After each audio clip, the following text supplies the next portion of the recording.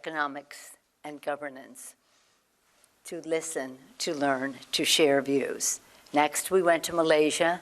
We're again, in another country, welcomed in a very positive way.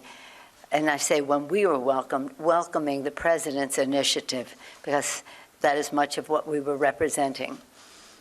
Next, we went to Taiwan.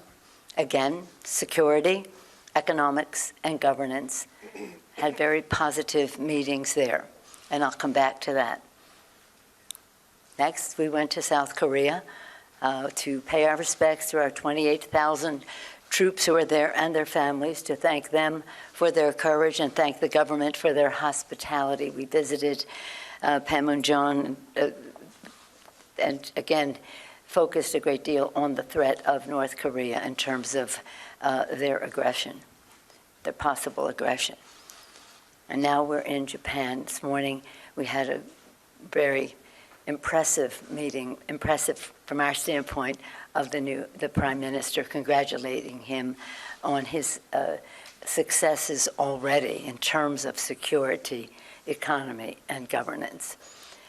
You may be more interested in, again, what the Chinese did while we were traveling, and we have said from the start that our representation here is not about changing the status quo here in Asia, changing status quo in Taiwan.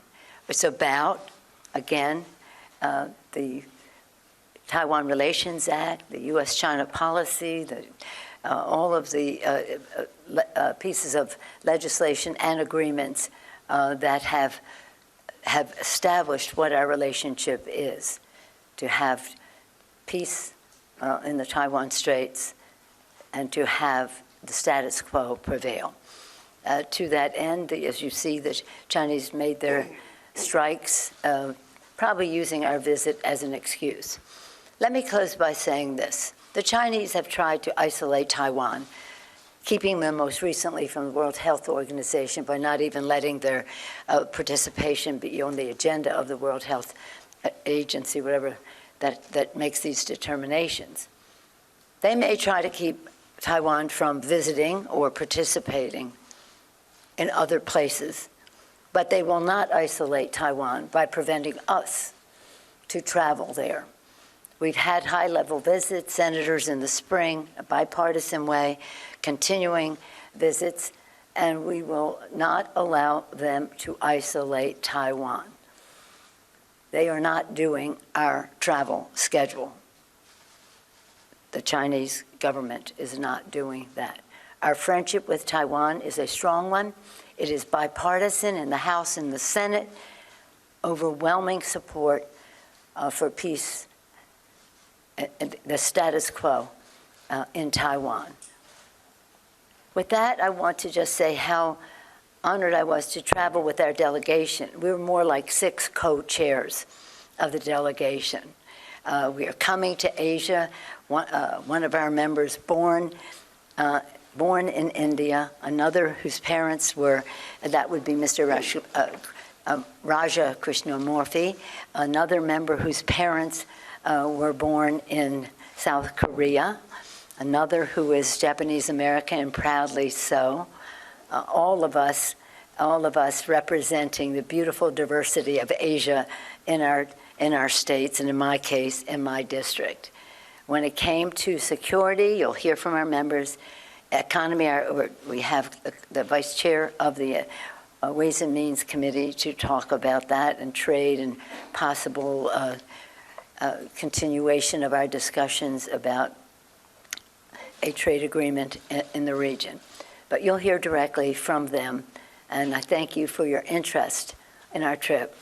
It's about, again, security. We never can have a CODEL unless we talk first and foremost about honoring our oath to protect and defend. Security first, economics tied in with that, as well as governance. In all cases, each of the countries we visited, we had very positive conversations and great respect for what they are doing in their countries, great candor in how we thought each of us could do better in our countries, and we were very honored to be received so well in the region.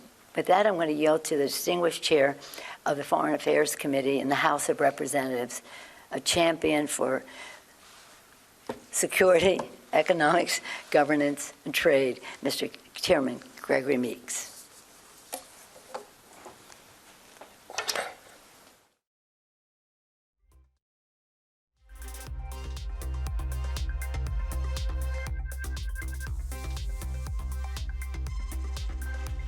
Nancy Pelosi there, U.S. House Speaker in Tokyo, speaking about her recent visit, the presence of the United States in Asia. She says that her representation in Asia is not about changing the status quo on the continent. It's about relations with Taiwan.